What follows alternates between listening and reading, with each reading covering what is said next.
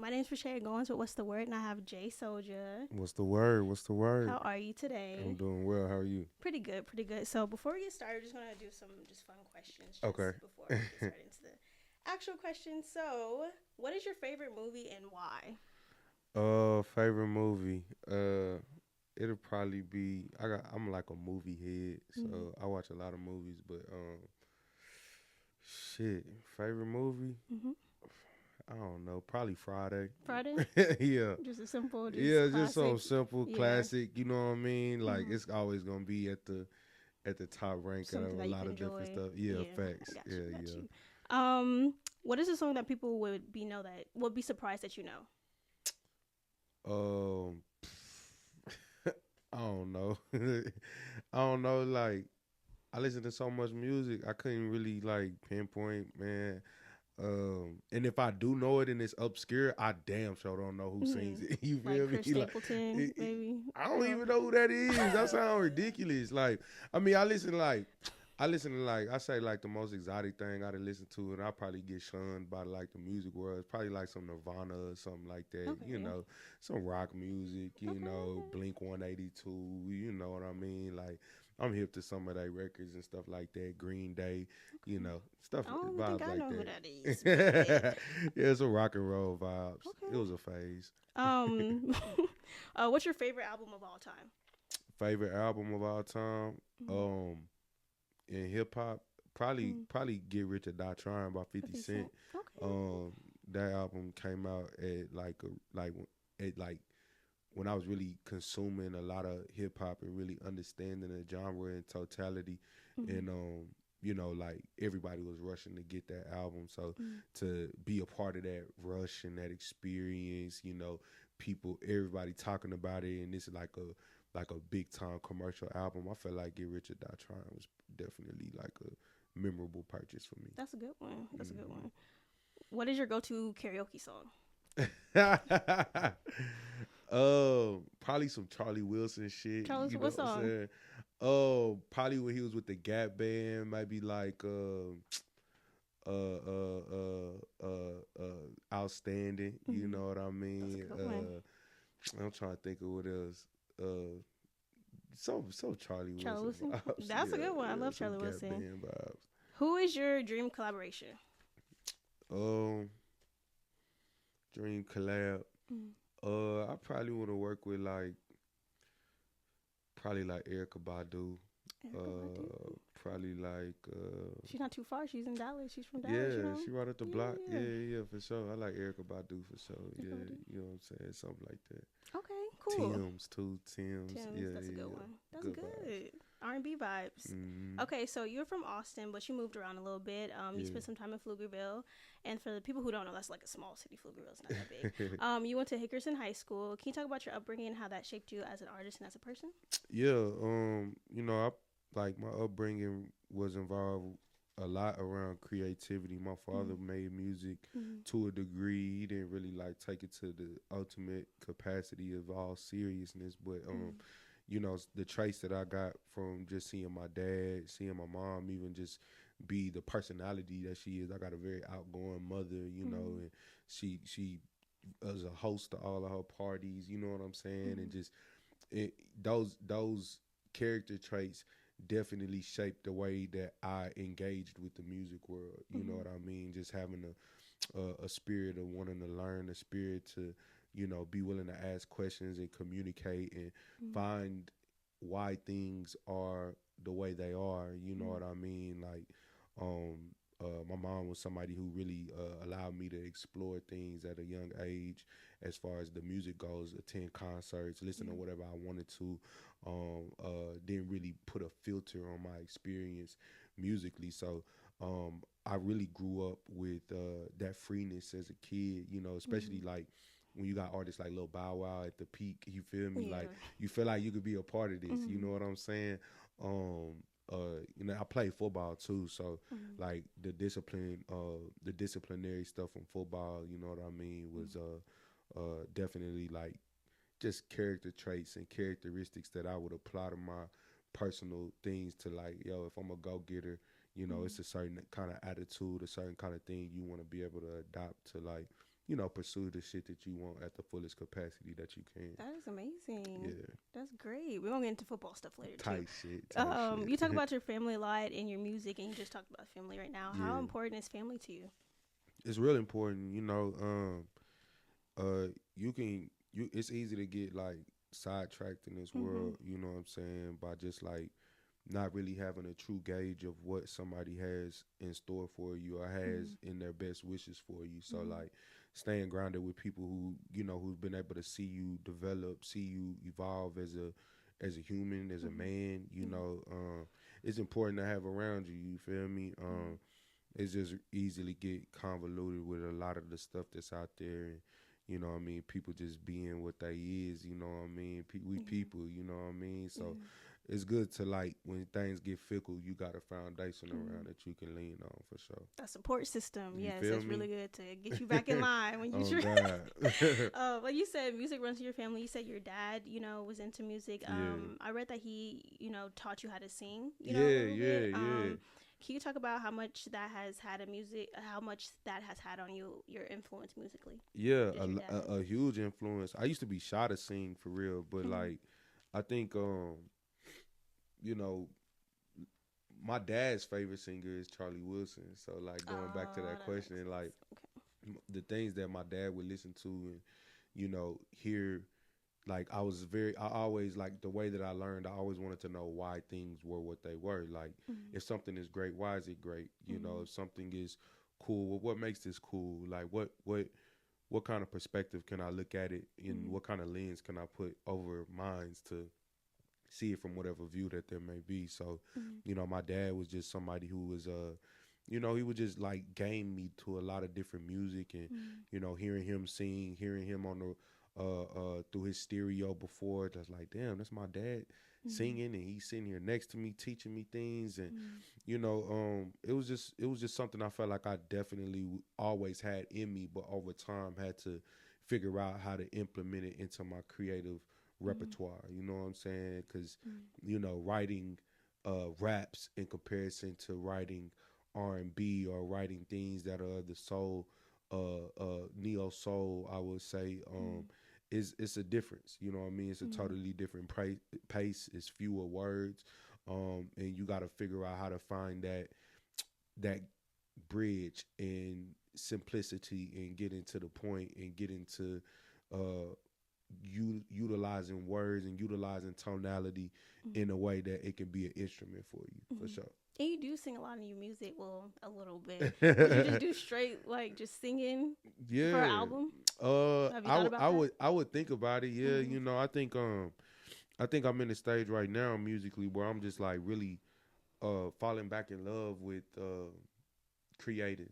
Mm-hmm. Not to say that I ever fell out of love, but when you're doing a lot of different things, from running productions and Mm-hmm. a lot of different fashions of creativity, like you kind of get taken back as far as like, damn, like what was I even doing this for in the first place? Like, Mm-hmm. what really made me love this? Mm-hmm. What made me fall in love with some of this shit? So, Yeah. I think for me it's just like always just being flexible with learning and how to Mm-hmm. like, um, find when the right times to use certain shit Mm-hmm. and when not to, and just Yeah. just not put myself in a box. You know Mm-hmm. what I'm saying? Yeah. I agree. I agree. Cause you can sing. I You can appreciate sing. that. So you mentioned Lil Bow Wow. So Yeah. you started rapping at the age of 10.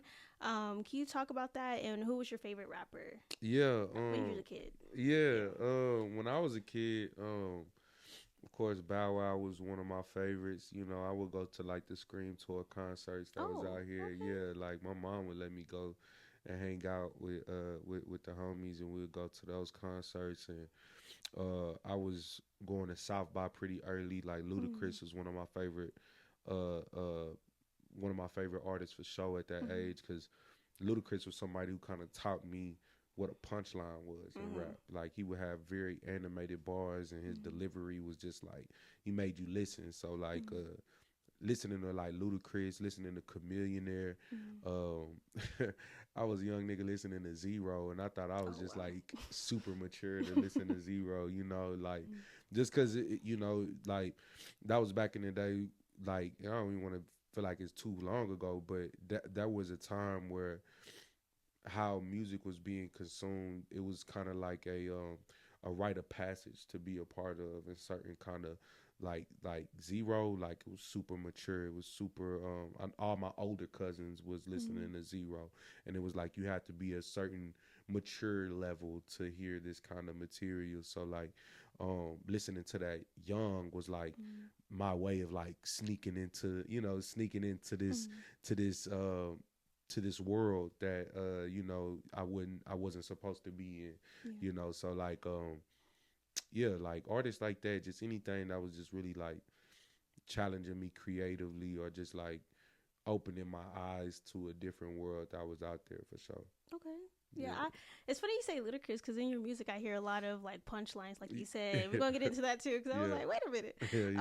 So you play sports in high school. You said football. Can you just talk about football and why you didn't take that seriously? Because I know I was watching an interview that you really didn't take it seriously. And what type of student were you in high school? Was you shy, talkative, energetic? Yeah, I was a popular kid in school. Like I was always pretty popular. Um, People knew me from like freestyling and all of that shit for sure. But I was pretty decent at football, and I just didn't really like.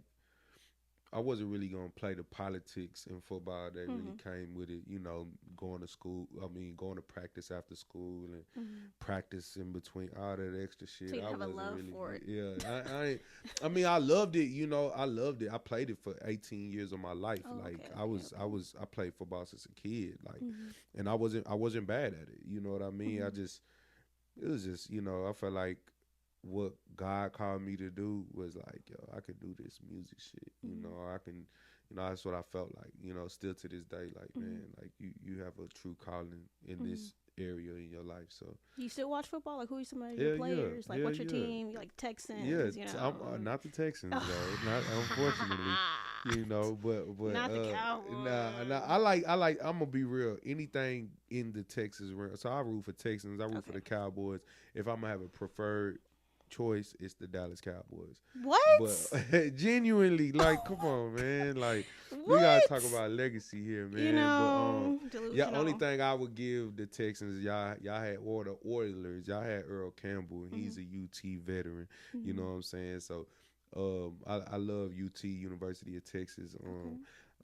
Just anything Texas involved, Dallas Mavericks, San Antonio Spurs. Like, I'm rooting for all things Texas for sure. Okay, Cowboys. We're gonna pass by that. I don't want no smoke. Yeah. So was music something you always wanted to do? Like like okay, I want to do this. When did you take music seriously? When you start taking it seriously? Yeah. Music was something that I felt like I I knew I wanted to do since a young kid for sure. I say I started taking it serious though, like my sophomore year in high school. That's when I was like, y'all can make a career out of this. Cause at the time there was a platform out called Dat Piff, and Dat Piff was like this mixtape website where a lot of people would go and purchase music, or not purchase music, but download music on.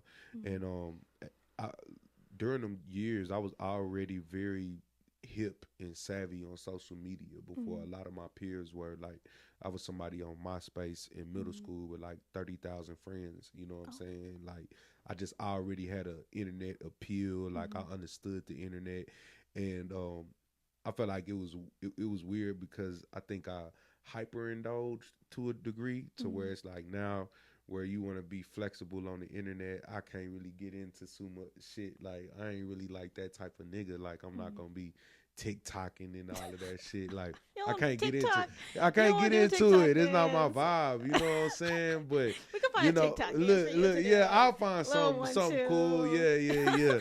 But it was just something that I just never really like.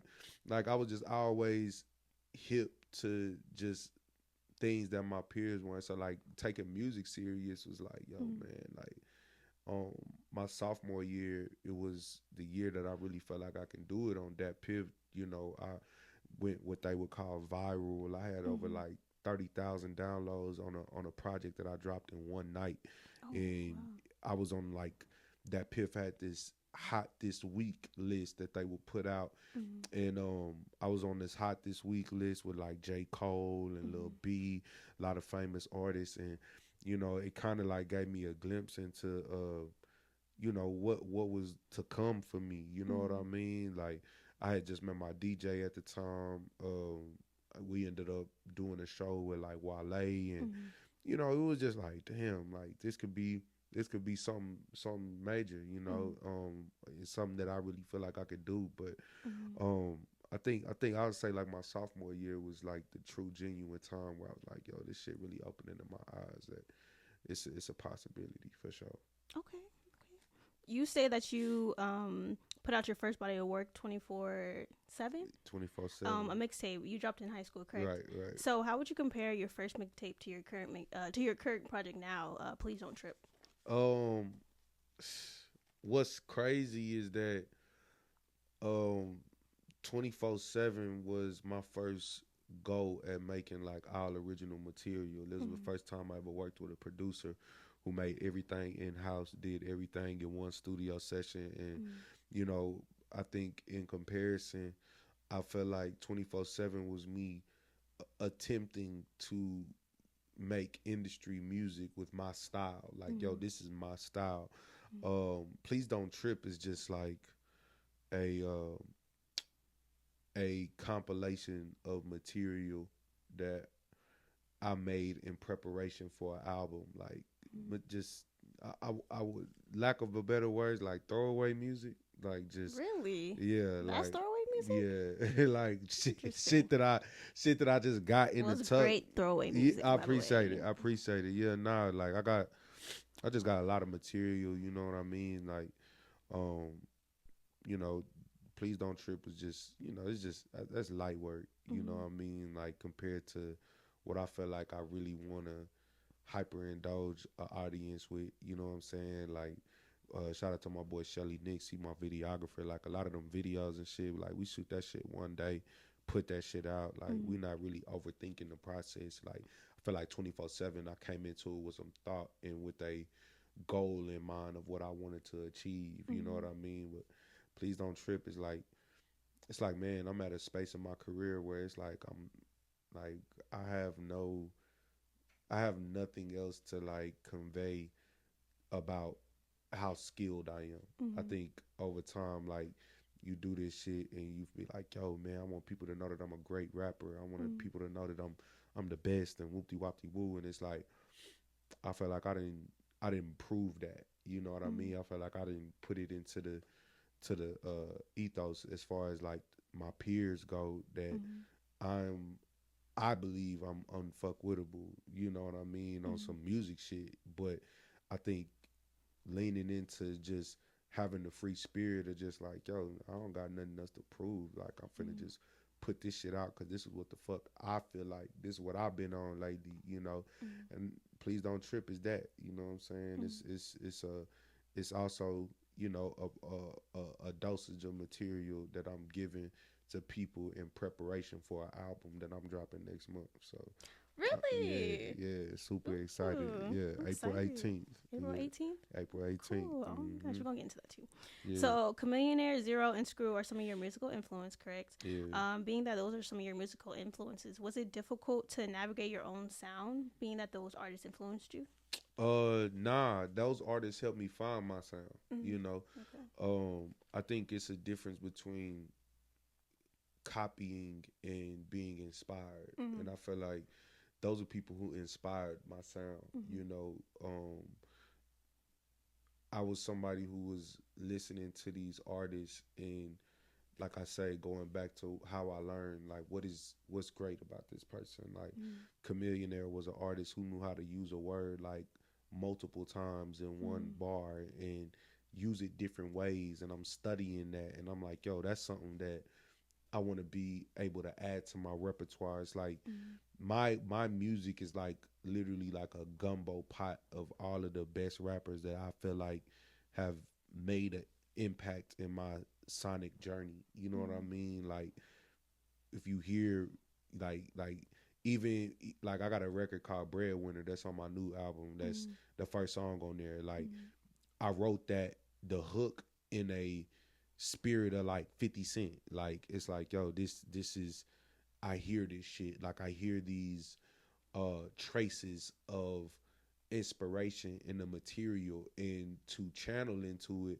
I don't try to like be these artists. I try to approach it as me, but how they would possibly hear it, through the vein of some of these creatives. And it's like, I always find myself in it. It comes off original because I'm it's my story. You know what I mean? This is me. I'm not trying to be anybody else but who I am. But musically, I want to make people feel the way that these people made me feel.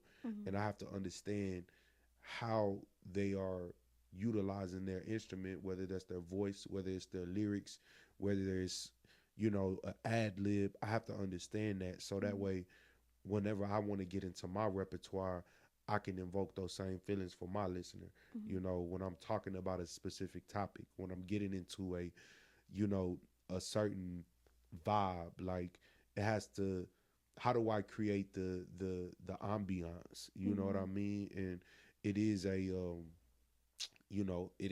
is good to hear different palettes of art. You know what I mean? Like hear different sounds and different textures of tones and voices. Like, because you wanna understand like the feel of the music. You know what I mean? Like we take music sometimes and just put it into like the beat, but in the totality of like the song, like lyrics and how things are said and when they're said and moments in the music, like climactic areas of song making, like that shit is a science. You know what I mean? And it's like I'm somebody who wants to study that, like always been a true like student of feeling.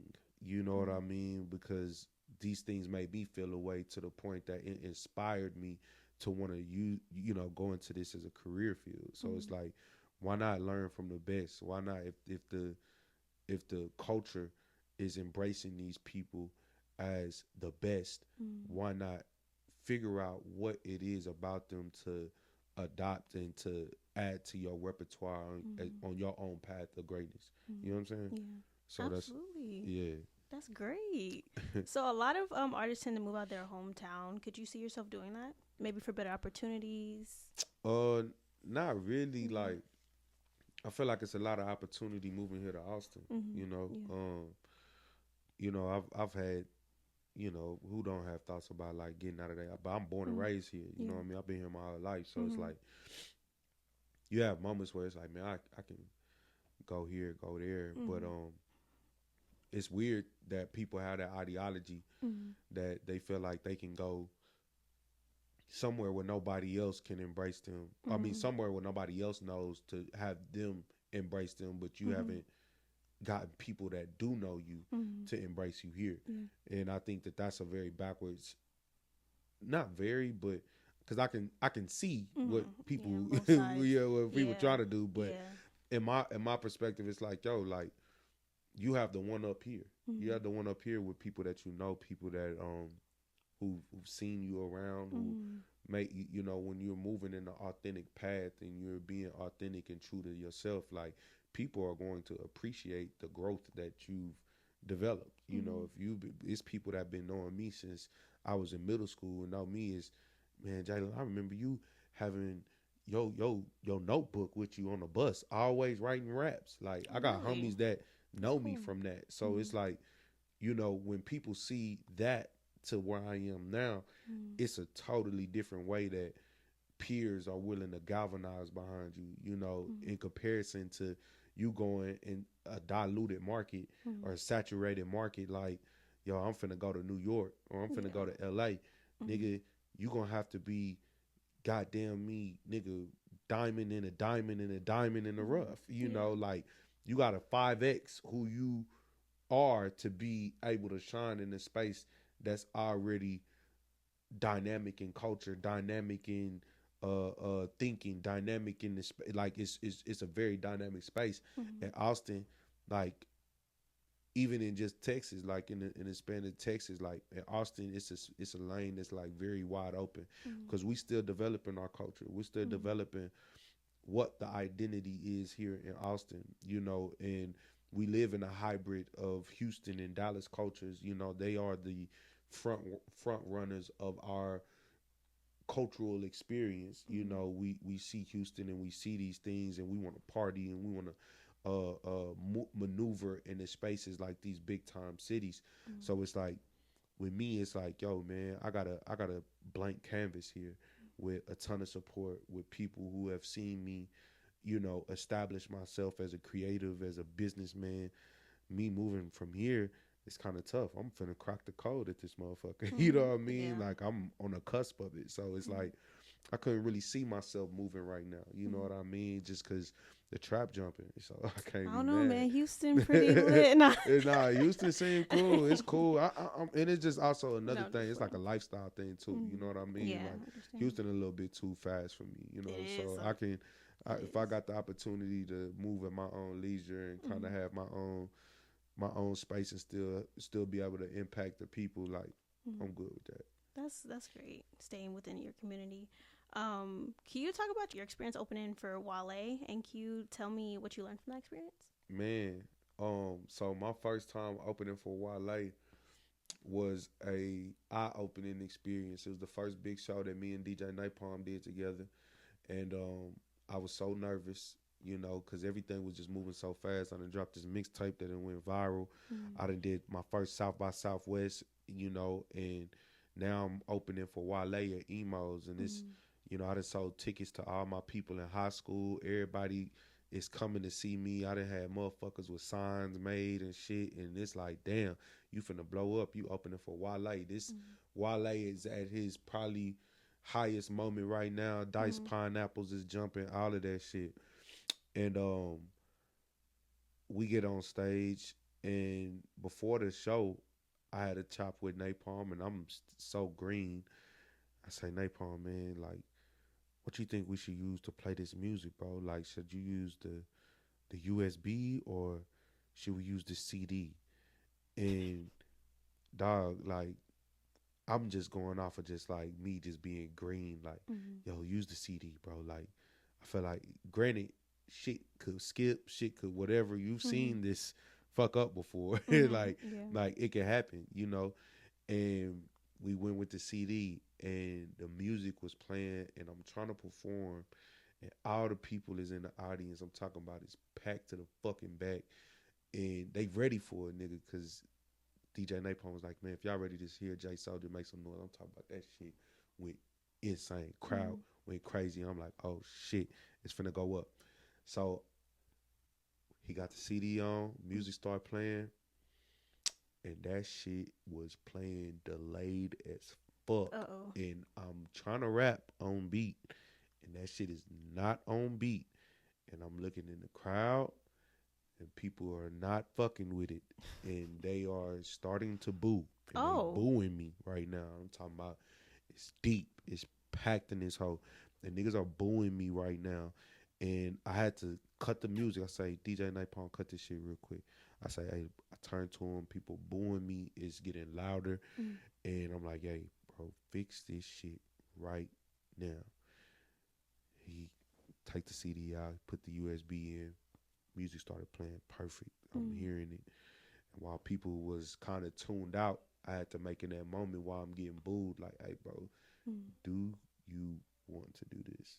Like, I'm embarrassed at this time. I'm talking about, I'm popular, nigga. I'm the popular kid in school, nigga. I'm getting booed right now. But once the music got fixed, I started performing. I get into the shit. It's on beat. And slowly but surely, people started vibing with it. And that's good. Got to the end of it, wasn't no booing, wasn't no hating. And I was ready to, like, fucking quit life after that shit because I was just so embarrassed. And as I got off stage, people was just like, yo, you fucking killed that shit. Like, yo, that shit was fire. And I'm so, like, in my emotions just because I think I done failed. I'm not embracing the fact that yo, people fucked with it. Yeah, You you came know, back people, from the yeah, like, absolutely. you know, it was just in that moment I learned like, yo, you got good music. Mm-hmm. At the minimum, your music is not trash. Mm-hmm. That shit was fucked up, It's production. but your music Yeah. is not trash, Mm-hmm. and you were able to take people from booing into a realm where they were able to Like appreciate who celebrate you you. are. Yeah, Mm-hmm. so I think that was a very pivotal moment in my career that let me know that I had the perseverance, I would say, Mm-hmm. and the resilience to kind of get through a lot of different shit, you know, The and as I learning would learn, experience. Yeah. as I would learn later on in life for sure. And you open up for Wiz Khalifa as well? Nah, I ain't No. open for Wiz. I ain't Mm-hmm. open for Wiz. I worked with Currency, so Oh, I just okay. did Currency last year, and I'm on Mm-hmm. tour with Currency next month. Mm-hmm. So Are you excited for that? very excited. Oh, Yeah, that should be it's one of my fun. favorite How artists. long? Like, is it a big tour? Like, where are y'all going? So I'm Like, doing a how? 3-city tour. 3 city tour. This will be my second tour that I've worked with Mm-hmm. Clockwork Music. Shout out to Mm-hmm. Clockwork. They've been fucking with me for a little while. Mm-hmm. We did a tour with Griselda last year. My first time being in Florida, really kind of like getting out of the Texas market and Mm-hmm. you know seeing how people was embracing my artistry in markets that I've never been in was Mm-hmm. you know really letting me know like what I'm bringing to the table as an Mm-hmm. artist. So I'm super excited. We're doing a 3-city tour with Mm-hmm. Currency, Austin, Houston, and Dallas. Okay. Yeah, so it's That should lit. be fun. Houston's probably going to be the best Yeah, city, you you know. must But be from Houston, huh? nah, I was. Looking ass. I went to PV, so I've Oh, been in okay, Houston. I yeah, I just got moved you. back down here. Okay, got you. But I love Houston. Love Houston. Makes sense. So how does it feel to be praised by Inspector Deck from Wu Tang? How did that feel? That was cool. That was dope. You know, because Mm-hmm. you grow up if you are a part of hip hop culture and you care about culture, you Mm-hmm. hear about Wu Tang. Like Mm-hmm. that's one of the pillars of rap. You know, one of the biggest groups ever assembled in Mm-hmm. music. Period. To be able to be successful, putting all those entities together. That you know the RZA was able to bring all these people into this place. You know what I'm saying? It was a privilege to Mm-hmm. you know be embraced and for somebody to be like, yo, man, I heard you Mm-hmm. like, and I remember and I fuck with that. Like Mm-hmm. that's powerful. You know, Yeah, you wanna it's be big. embraced by your peers, and Mm-hmm. you know you do that shit to you know just to get confirmation. Like, okay, man, I'm on the right path. So Yeah. that was That a was cool super cool. I was like, that is so cool. thing. What's your favorite Wu Tang song? uh, man, favorite Wu Tang song. Uh, Probably Cream. You Green. know what I'm saying? Like easiest display of like you know just ill raps. Mm-hmm. Everybody getting on that Like the motherfucker. Of course, introduction. they most commercial record. You know, Mm-hmm. but you just hearing all of these voices. Mm-hmm. Like Cream was a record that for that group to get into the industry with a record like that, like damn, they made it work. They Mm-hmm. cracked the code and made it work. So hell yeah, I fuck with Cream. Method Man, my favorite nigga in the Yeah, group. So Method Man like tight. yeah, Yeah. he fire. Who's your favorite group from the South? Like rap group? UGK. UGK? Yeah, for sure. Okay, I'm not mad at it. I'm mad at Yeah. it. So your music was on Bryson Simpson's Netflix special. Can you talk about how that made you feel as an artist that your music was used for a stand up special? Yeah. That's the That's so homie cool. Brian Simpson. Oh, Brian Yeah, Simpson. I'm you sorry, good, Brian you good. Simpson. Shout out to the homie Brian. Brian was cool is just how that whole situation came about. You know what I mean? Brian actually ran into me after a show Mm-hmm. he and I both had. We bumped into each other downtown. He was doing Moon Tower, which is a comedy festival that happens here in Austin. Mm-hmm. And I was finishing up one of my productions with this platform I got called the Pre-Roll. Mm-hmm. And I had just watched Brian because I was binge watching a lot of stand-up comedy during the pandemic, you know, and Brian was a comedian that really like made me laugh like a motherfucker. I was like, man, it's a black comic, man. Who is this guy? Let me check him out. And just listening to his story and listening to, you know, his comedy, I was like, man, this nigga funny as hell. So I actually showed my boy, my DJ. And then 3 weeks later, right after that, we ended up running into to him randomly, and I'm like, yo, this the homie. I'm telling Napalm, this homie, we just got done watching him, and we had a genuine conversation. And I say, hey, bro, like, you know, he was like, man, what you doing down here? Like, who are you? Like, what you got going on? I told him, you know, I'm an artist, whoopty whoopty woo. I say, man, look, man, I appreciate your art, man, and you know, I know people probably do this all the time, show you music, but I was a little lit, and I normally never do this, and I was just like, man, you know what, bro? Check out my music, bro. You know what I'm saying? I tell him, he's like, man, I felt like I just made a genuine impression on him because he was just like, man, you know what? I'm gonna check that shit out. He was like, as soon as I get in my Uber, I'm gonna tap in. I would say 15 minutes, 20 minutes, we just separate ways. He sent me a voice note like, hey, bro, I just listened to your shit, bro. I am now a new fan of you, bro. Like, just giving me all the, like, just, he was like, bro, I never met a nigga, you know, some random shit who said that they did music and they shit was that fire, nigga. Like, you fire, bro. I'm a new fan, bro. Like, let's stay in touch, bro. And we stayed in touch. That was probably like, you know, maybe like 2019. No, I'm capping 2020, 2021. I say maybe like we've been in the loop since then. And he hit me up, was like, yo, bro, I'm doing my first comedy special over here, you know, at the Mothership, the Joe Rogan Club. And he was like, yo, doing my first comedy special here, bro. I want to use the music, bro. And I was like, what, nigga? Like, nigga wanted to fuck with the music. So, you know, I shot him some records. And he had a record that he had in mind at first. And I'm like, okay, bet. Like, that's the one. Like, we going with that one. And then you know, we had a relationship where I would just send him shit. So I sent him some records that I wasn't even gonna fucking drop. And he ended up fucking with a song that I hated. Like, not that I hated it because I made it, but it was just some shit that I'm just making shit. You feel me? But he loved it. And he ended up going with this record called Prestige. And, you know, it was just a great look, man. He did the business with me solid, you know, and really gave me a genuine opportunity, a genuine look. Like, when that shit aired, man, I probably had like 20,000 motherfuckers stream that shit. Like, it was, Shout you out to know, him. like shit had like 10,000 Shazams, and that shit fire as a stat, because that mean niggas had to like take their phone out and be like, yo, what song is this? Like, 10,000 niggas doing that. That was pretty gangster, so I fucked with it. Yeah, man. Shout out to him. That's great. That's And so shout out cool. to Brian, live from the Mothership on Netflix. You can stream it, watch Brian, hear your boy. So I feel like rapping and stand up comedy kind of go hand in hand. Like, you know what I'm saying? Like, you have to write rhymes, you have to write material, you have to know how to rock a crowd. So I really love stand up comedy. You said that you watched stand up comedy during the pandemic. Who are your top 3 favorite comedians? Top 3 favorite comedians. Patrice O'Neal. Okay. I'm going Patrice. I'm going Bernie. Okay. I'm going Patrice, Bernie. I probably gotta give it to There's a lot of options. nigga that's cold. Nah, cause I fuck with stand up for sure. You got Eddie, you got Martin. I like Wayne's Eddie, but I feel like Eddie Kevin, OG. Cedric the Entertainer. Steve I ain't gonna Harvey. lie. I'm gonna go Patrice. I'm gonna go Bernie. I'm gonna go Cat. Cat. Prime Cat, bro. Prime Cat. Cat's that funny. that nigga got like that Prime Cat Williams, that Pimp Chronicles, that shit. Classic. That's a good word. Yeah.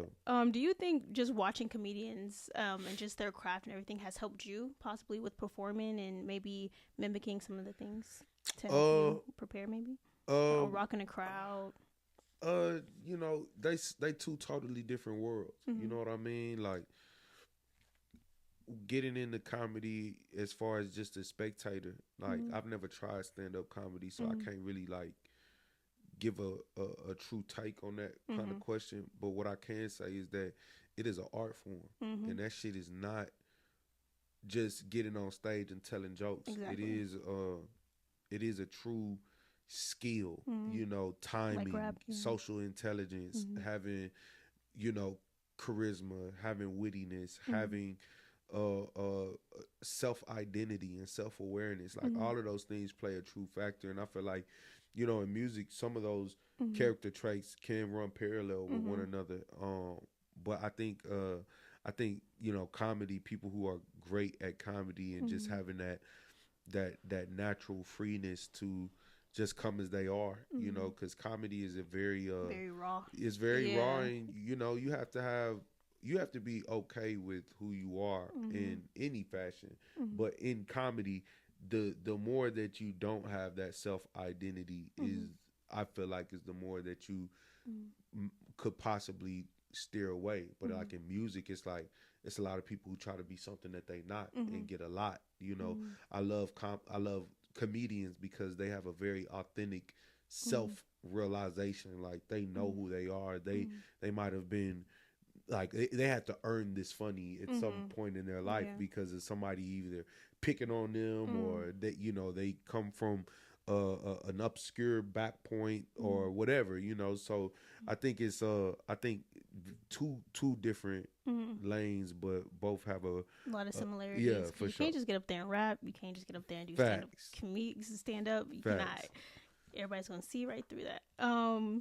So you're a father. What Yeah. are some things that fatherhood has taught you? Man, just I have just a true appreciation of life and a true appreciation of just growth. My daughter is 5, Mm-hmm. and just having a joy to watch her learn and Mm-hmm. be a part of her learning, and having things that I can pour into her spirit and pour into her mentally is a blessing. You know what Mm-hmm. I mean? It's one of the proudest things that I have in my experience on earth, Mm-hmm. is being a father to my child. So, um, learning is just the experience, and Mm-hmm. I just been a lot more thankful for experiences. I'm somebody who's also lost a child. I'm sorry to hear that.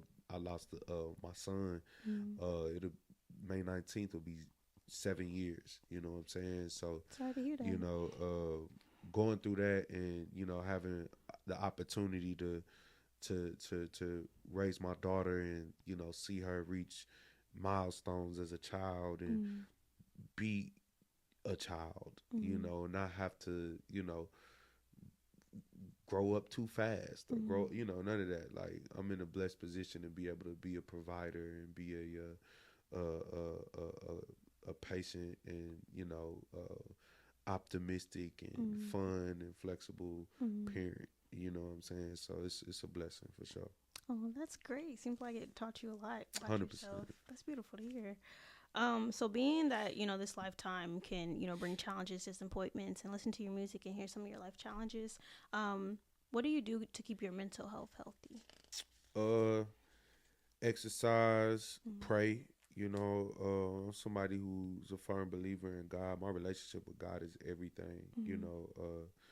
It it is one of the things that I value a ton, because um, it allows me to be human and allows God to be God. Mm-hmm. And it's a true separation. Like, we get into these spaces where we want so much control over the things that's happening around us. And, you know, when we actually get the opportunity to try God and allow God to be the entity in our life that we feel like we can bring our worry to our whatever, like, it's like what Kevin Gates say, if I can pray there, I can stay there. Like, Mm-hmm. it's a genuine thing with me. Like, I fear nothing. You know what I Mm-hmm. mean? I move fearlessly. I live fearlessly. Um I have no worry in too much of nothing. Mm-hmm. Because I've been in the lowest of my life, and Mm-hmm. I've been through the highest of heights, and my relationship with God has always been cemented. So, having that is what has always been something that I can lean into whenever I'm going through something that Mm-hmm. is, tumultuous or whatever the case may be. You know what I Mm-hmm. mean? And just of course having a family foundation and things like that. Just Mm-hmm. always just staying grounded in the things that I morally uh invest and spiritually invest in. Like Mm-hmm. I just try to just stay solid with shit. You feel me? I Mm-hmm. don't really be overthinking too Amen. much We know for sure. Oh him. I love that. God. So you do a lot for your community. You do a lot of things in Austin. For Life Forever Entertainment. What was the Yeah. inspiration for starting that program? For Life Forever Entertainment is so it started as like a motto, Mm-hmm. what you do today determines your tomorrow. How do you want to be remembered? And Mm-hmm. for Life Forever is just like a terminology that I use to add fuel to why I do the things that I do. I do things to change the course of time, to leave a impact on my peers, to leave a stain in people's mentality. You like anytime you meet me, you'll never forget me. You know what I'm Mm-hmm. saying? And that's something that I feel like I embody as a person. I feel like Mm-hmm. my art embodies the people who I want to grow in business with. I want to be able to bring that intangible to their creativity and to their careers. For Life Forever Entertainment ultimately is something that is a umbrella for my productions and also what I'm looking to grow into as a creative agency to help Mm-hmm. represent and support talent and creative minded people. Um, it's always been. I feel like in a corporate world, you'll see companies with their slogans and with their, their monologues or whatever that they live by or and things of that nature. And for Life Forever was something that was like hey, look, this is our slogan, and anytime we feel like we're deviating as a people or as an entity or as a company, we can always go back to like, hey, here's our core value, which is Mm-hmm. doing something that's unforgettable, doing something that is impactful, that's Mm-hmm. powerful, that has a legacy uh, intertwined in its meaning. So, Mm-hmm. yeah, that's pretty much what that is for sure. I read somewhere that with the program that you do things for like the youth as well. Was that the same thing? I think I read an Um, article that you stated that you do that, or Not is it something necessarily. else? Anything with like the youth is kind of stuff that I've done like Like on your own? yeah on my Okay, okay, own, okay. but I've done things where I've invested into like athletes, young Mhm. athletes. I got a boxer out in Miami that I work with, Playboy Charlie, Mhm. is an amateur fighter. Mhm. He's a young kid, and I sponsor a few athletes. I've Mhm. sponsored athletes to go to different football camps and things like that, and it's just something that I want to be able to pour back into the youth to a Mhm. degree and just you know help out if I can. You know Mhm. what I'm saying? If I got it, because I was a young athlete looking Mhm. for support and resources, or just anybody who would take me under their wing or Mhm. take me to some guidance, get me hip to some things. So Mhm. I help out just any way that I can with some of the homies, and I got a couple people who are coaches and Mhm. run operations at different schools and stuff like that throughout Pflugerville and Austin. So I Okay. try to just support where I can. That's good. Hell That's yeah, good. I love to hear that. So, the Smokeout series and the yeah, pre-roll. Can you talk to me about those things? I know the Smokeout you started in 2018, correct? yeah, And the pre-roll, it was a mixer and open mic that you hosted or that you yeah, host. yeah. The smoke out and the pre roll, just like productions that were created in my creative journey. You know what I mean? That Mm. ultimately turned into these commodities that my city uh, seem to appreciate, seem to need. Mm. And hip hop has a weird taboo here where we don't know how to get along, we don't know how to have a good time, we don't Mm. know how to bring quality business, Mm. and the smokeout was something that was created that totally broke all rules and all stigmas on the way that you can experience hip hop in Austin. And it's definitely a production that I'm proud that I was able to create. I'm proud that it's opened so many doors and taught me so many things in the business. showed me what true demand looks like. There was a demand there before there was ever a high demand for me as Jay Soulja. So Mm-hmm. it was like, yo, how do you feel about playing a different role? How do you feel about being multidimensional and how people can experience your creativity? Mm-hmm. And I think that it allowed me to indulge in that in the highest level, make good money, take care of my family, put people in positions to take care of certain things in their lives. Pay artists for the experience.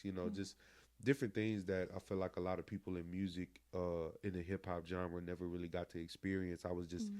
taking as I ascended as an artist, I would take those things that I learned and just pour those things back into the next upcoming artist. Mm-hmm. Just simple shit. Mm-hmm. Started with just treating artists like they want to be artists. Yeah. Like there's people here that are they might have the ego of an artist, but never really been treated like an artist to Mm-hmm. understand where that ego might even come from. So it's like, yo, let me treat you like an artist. Let me give you a green room. Let me give you people who want to interview you. Let me Mm-hmm. give you these things that feed the creative ego and the mentality that helps a individual dive more into being the artist that they see themselves at. Mm-hmm. So, the smokeout is really a true pillar of developing artists and giving artists a understanding how to maneuver, how to um, embrace a moment, expand on marketing, expand on very entry level things. I was Mm-hmm. doing that with the smoke out with a ton of creative. So, even with the pre roll, it's just how can I make the independent artist have an experience that's premiere, that's Mm-hmm. prime time, and a lot of artists have never got to experience that, and I'm glad to have a platform that creates that for individuals throughout the city and throughout Texas. Mm-hmm. These are um, what I would like to look at as artist development at scale. Like we're Mm-hmm. doing this shit at mass development, Mm-hmm. and we're rewarding talented acts and Mm-hmm. putting acts in different phases where they can expand and develop more on the things that we saw in their career. So now we're A&Rs. Now we're, Mm-hmm. you know, we're just playing different roles and utilizing this vessel in the smoke out, the pre roll, as tools to help out with artists and do cool shit for their That's careers. good. What you're doing is really good and needed. I Okay. appreciate that. So for South by Southwest, you were Yeah. extremely busy hosting, performing. Can you just talk about this year's South by Southwest, like the experience, everything you were a part of, and your favorite day from Yeah. it? South by Southwest this year was amazing. It was my first year not doing the smoke out. Mm-hmm. And instead I consolidated with the platform with my manager, and we partnered on our second event for Fat Ass Rap Show. We did Fat Mm-hmm. Ass Rap Show two or a year ago, Mm-hmm. and being able to do it during South by was amazing. Being able to perform it, just different sectors as a creative, that just like felt like a genuine South by Southwest experience for me. Mm-hmm. Hate to say that a lot of artists might not feel that same way, Mm-hmm. but for me, it was great. You know what I mean? Uh, it was fun. Mm-hmm. It was busy. Mm-hmm. I was tired as hell, Mm-hmm. but it was cool.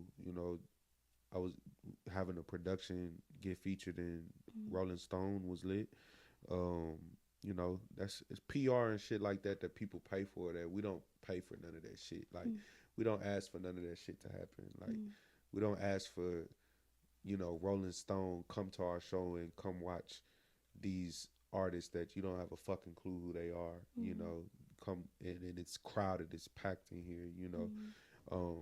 You can't pay for none of that shit. You know what Mm-hmm. I mean? Just some of this shit is just literally God orchestrating Mm-hmm. opportunity and being in alignment with your calling, and some of this shit just come together. Like I don't be knowing how some of this shit be happening sometimes, but shout out to Salia. She is actually the photographer for Rolling Stone, Mm-hmm. and Salia is always at, shows for Ill Manor, shows for Antone. She works at Antone, so she could have easily mentioned anybody in Rolling Stone. Like I didn't even know she fucking did that. So it's just stuff like that when you just doing shit that is authentic and you moving authentically.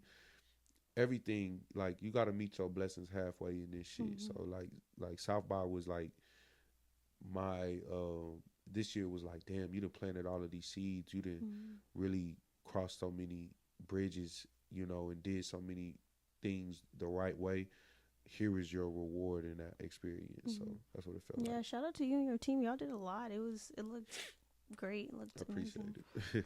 So we're gonna do this game called Explain the Lyrics. I'm gonna just read some of your lyrics. I just want you to explain, what you meant by that. Okay. I got you. Okay.